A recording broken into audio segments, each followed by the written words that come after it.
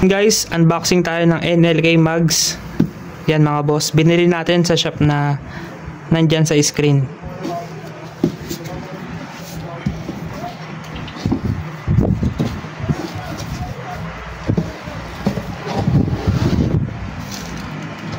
Yan mga boss, yung ating NLK mugs.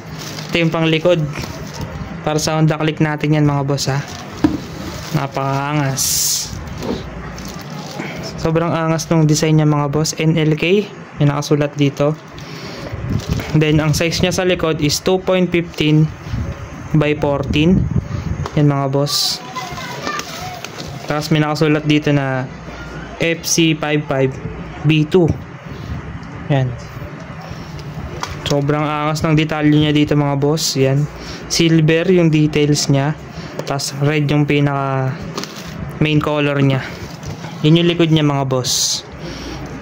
Sa harap naman ito.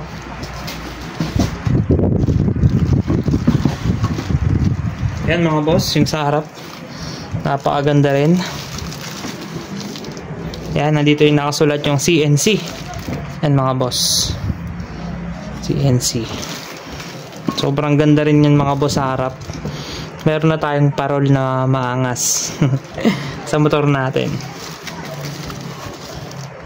Yan guys. So pinili ko is yung star na design. Kasi marami akong nakitang NLK mugs na iba yung style. Bira ako makita ng star na NLK ah. Yan. Kaya ito yung nagagustuhan ko.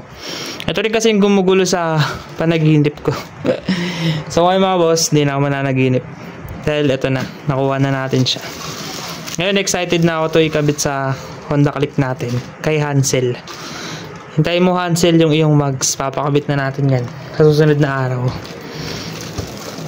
Yan guys, sa mga gusto palang mag-avail ng ganito, marami to dun sa shop na pinagbilan ko guys. Nandyan sa screen, kontakin nyo na lang si boss. Sobrang angas niyan mga boss. NLK. Made in Thailand yan mga boss. Kaya matibay yan. Alright. Ito maangas oh. Yan. Maangas yung nasa likod. Ganda ng pagkakaano. Simple lang siya. Yan mga gusto ko yung mga simple.